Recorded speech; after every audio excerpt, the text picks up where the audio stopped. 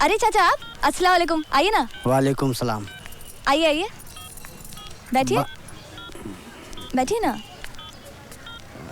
एक मिनट, हाँ बस एक मिनट, ये ख़त्म कर लो। ये लेटेस्ट मोबाइल है, इसमें बहुत सारे फंक्शंस है। यू नो इसमें कैमरा भी है, आपका फ़ोटो खींचो। एक मिनट देखिए ना। ये देख, खींच गया ना, अच्छा है। एक आपका और मेरा, हाँ एक मिनट मैं यहाँ रख देती हूँ। अब आपकी और मेरी मूवी बनेगी। हाँ लो, मोबाइल के चक्कर में आपको पानी पिलाना ही भूल गई। ये लीजिए पानी पीजिए, लीजिए। बानो, वो डिपॉजिट के पैसों का क्या हुआ? अरे चाचा मैंने आते ही मकान मालिक को बुलाया था, वो अभी क्या हुआ है, पैसे लेके आता ही होगा। थोड़ी देर रुक जाइए। क्यों बे भड़वे, क्या करने आया था यहाँ पर? अम्मी हाँ जासूसी करने आया था छिनाल की? क्यों अपनी चिकनी चुपड़ी बातों में मेरी भोली भाली बेटी को फंसाने आया है? सबीना मैं... चुप! अपने दोस्त सागर हुसैन का हश्र देखने के बाद भी तुझे अक्ल नहीं आई? तू तो अब मेरी हिट लिस्ट पर है। तुझे तो मैं ऐसी जगह मारूंगी जहाँ तुझे पानी तक नहीं मिलेगा। जरा मेरी भी तो सुन, चाचू खुद यहाँ नहीं आए, मैंने बुलाया था उन्हें। मकान मालिक अभी आता ही होगा, डिपॉजिट के पैसे लेने गया। अच्छा चल इधर। अकेले रूम में बच्ची के साथ क्या कर रहा था है? पहले बाप लगा हुआ था और अब चाचा भी बहती गंगा में हाथ साफ करने की कोशिश कर रहा है। अगर आज के बाद तेरा थोबड़ा यहाँ देख लिया तो तू यहाँ से अपने पैरों पे चलकर नहीं जाएगा। हमारी भोली भाली बच्ची को इमोशनल ब्लैकमेल करके पैसे मांगने आता है। बाप का माल समझा है क्या? चल निकल यहाँ से, चल। वो तो शुक्र करो कि मकान मालिक ने फोन कर दिया और हम यहाँ पे सही वक्त पर पहुँच गए, वरना इस कमीनी ने तो इमदाद को पैसा दिलवाकर सागर को बाहर और हमें अंदर करवाने का पूरा बंदोबस्त कर लिया। अच्छा कुतिया जलील, आज तू इतनी बड़ी हो गई कि फैसला खुद करने लग गई। अरे भूल गई वो दिन जब 50-50 रुपए के लिए यारों के पहलू गरम करती थी? अरे दुआ दे तू आमरे को जिसने तुझे बार में रखाया और हमारे दिन फिर गए। भूल गई सब? आखिर मैंने ऐसा कौन सा गुनाह कर दिया अम्मी जो तू आप से बाहर हो रही है? अरे वो मेरा बाप है, उसकी जरा सी मदद क्या करनी चाहिए, तूने तो आसमान सर पर उठा लिया। क्या गलती थी उसकी? हाँ यही ना कि वो हमें गुमराही के रास्ते से बाहर निकालना चाहता था, जो हर गैरतमंद बाप का फर्ज होता है। खैर फर्ज तो तेरा भी था, लेकिन तू अपनी मस्ती में मस्त, अय्याशी में धुत, माल समेटने में लगी हुई थी। तू कमीनी है, बेगैरत है। तेरी जबान कुछ ज्यादा ही लंबी हो गई है, बहुत बोलने लगी है तू। तू बीच में मत बोल कमीने, ये हमारा फैमिली मैटर है कि सारी जिंदगी मेरे बाप को जेल में सड़ाने का इरादा रखा है। आज ये मैटर तेरा फैमिली मैटर हो गया? क्या करती है? हम तीनों बहनों को दागदार कर दिया और पता नहीं कितनी बहनों को दागदार किया। तू तो समाज का नूर है। क्या करती है? पागल हो गई है? आप पागल हो गई हो मैं? अम्मी छोड़ मुझे। हमारे टुकड़ों पे पलने वाला कुत्ता साला मेरे पे हाथ उठाता है। चुप कर बदजुबान, ना छोटा देखती है ना बड़ा, जो मुंह में आए बके जा रही है। अरे रोटियां चढ़ गई है तुझ पे, खुशियां हजम नहीं होती, चर्बी चढ़ गई है तुझे, चर्बी। चल चल हमरे से माफी मांग। चर्बी तो तेरी आंखों पे चढ़ गई है अम्मी, जो तुझे इस आदमी के सिवा कोई दिखता ही नहीं। माफी मांगू और इस कुत्ते से? कभी नहीं, हरगिज़ नहीं। आज मैं कोई फैसला करके ही रहूंगी। क्या फैसला करेगी? है क्या तेरे बस में? तू देखती जा मेरे बस में है क्या। आज तक तुझे लगा ना कि तेरे सारे पासे सीधे पड़े, उसकी वजह भी हम ही हैं। तू समझती है कि तू बहुत होशियार है, बहुत चालाक है, तुझे बहुत नाज है अपनी चालाकी पर ना। मैंने तेरा और तेरे इस यार का ऊंचा सर नीचे नहीं किया ना, तो मेरा नाम भी बानो सागर हुसैन नहीं। अदालत में सब कुछ बता दूंगी, तुम लोगों के सारे कच्चे चिट्ठे खोल दूंगी, बोलूंगी कि बलात्कार मेरे बाप ने नहीं इसने किया है और तू उसमें शरीक के जुर्म है। एक एक बात बताऊंगी। मुझे तुमसे और तुम्हारे इस माहौल से नफरत हो गई है। जा रही हूं मैं।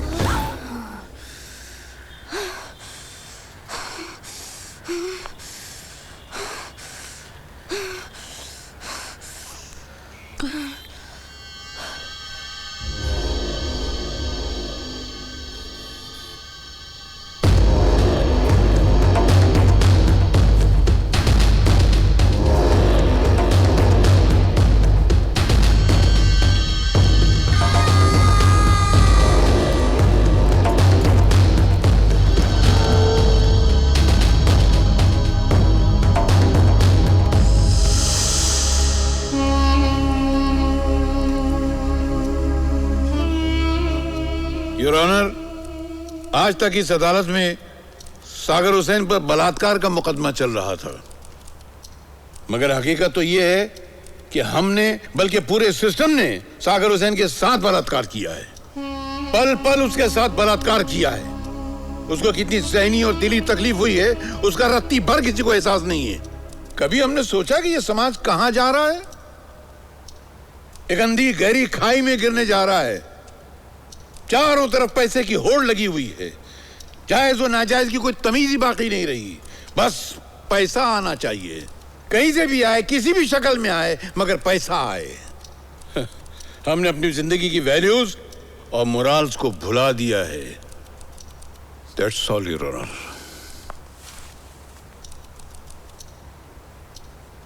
Judgement on 17th। इस वीडियो क्लिपिंग ने इंसानी चेहरों पर पड़े रिश्तों के नकाब को बेपर्दा करके इन जालिमों के असली नीच और जलील चेहरे दिखाए हैं। उसे देखकर अदालत दंग रह गई है। इस केस पर लेडी जज इसलिए अपॉइंट की गई थी ताकि औरतों के साथ नाइंसाफी ना हो, उनकी छोटी से छोटी बात तवज्जो से सुनी जाए।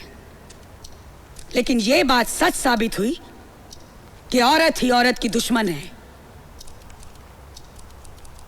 एक औरत ने इंसानियत के मुंह पर कालिक पोतकर अपने आदर्श से गिरकर अपने पति पर इंसानियत सोज और हया सोज इल्जाम लगाया, वो भी सिर्फ अपनी अय्याशियों और मुट्ठी भर पैसों के लिए। और जब बेटी में इंसानियत जागी तो उसे भी रास्ते से हटा दिया। ऐसी औरत मां नहीं, डायन है। मां के नाम पर कलंक है।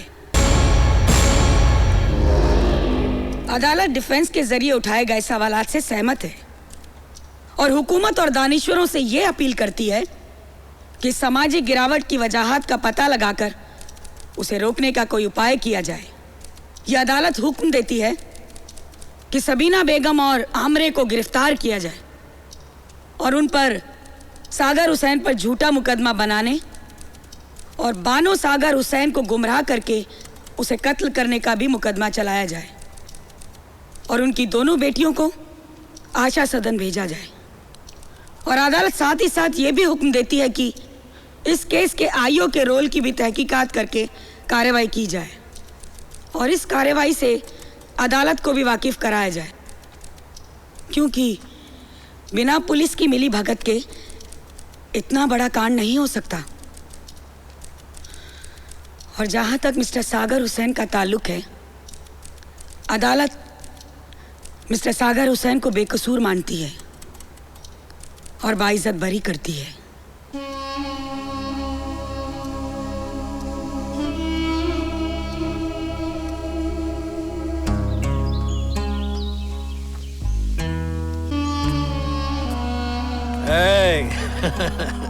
संभाल के रहने का। जाओ, खुद को संभालने का। साला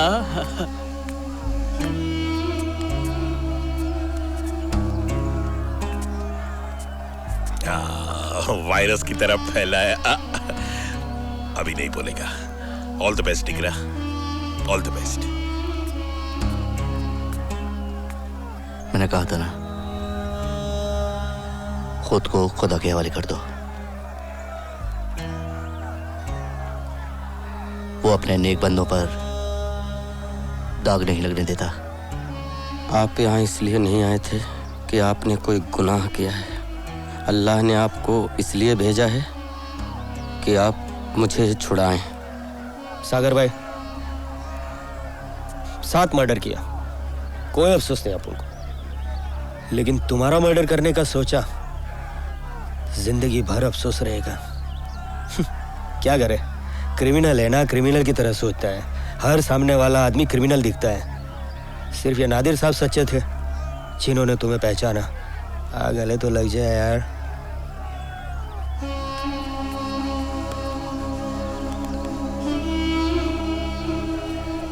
भाई, आज सागर हुसैन की छूटने की खुशी में पूरा जेल कुरंडी बनाएगा, पूरा जेल कुरंडी बनाएगा भाई।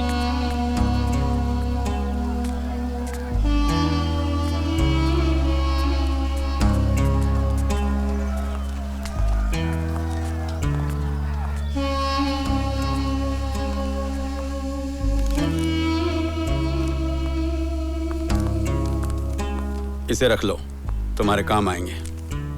सागर, तुम्हारी जिंदगी जो जेल में बीत गई उसे कानून वापस तो नहीं लौटा सकता, लेकिन मैं प्रार्थना करूंगा कि तुम्हारी बाकी की जिंदगी में कोई आँच ना आए। साहब, एक गुजारिश है मेरी, मुझे पीछे के दरवाजे से निकाल दो। बाहर टीवी और मीडिया वाले खड़े होंगे, उनके सवालों के जवाब देने की ताकत नहीं है मुझ में। आओ मेरे साथ।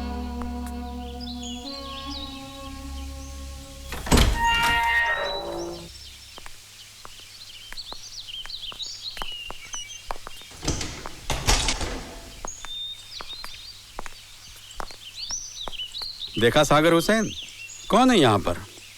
लोग रोटियां वहीं सेकते हैं जहां आग जल रही होती है। टीवी और अखबार वाले उन्हीं के पीछे भागते हैं। तुम बेकसूर साबित हो चुके हो। तुम्हारी बेगुनाही से उन्हें कोई मतलब नहीं है। लोग बदनाम करने के लिए जमा होते हैं। बदनामी का दाग धुल जाने के बाद किसी को इंटरेस्ट नहीं रहता, न मीडिया को न लोगों को।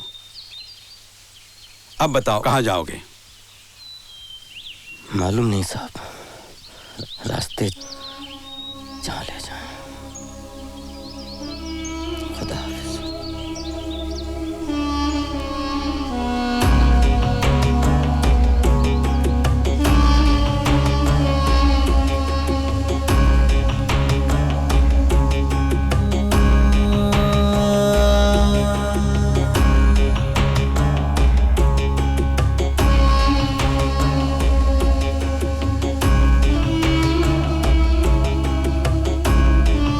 सागर हुसैन आज भी कहीं ना कहीं आपके दरमियान मौजूद होगा। अगर मिल जाए तो उसे नफरत की निगाह से न देखना।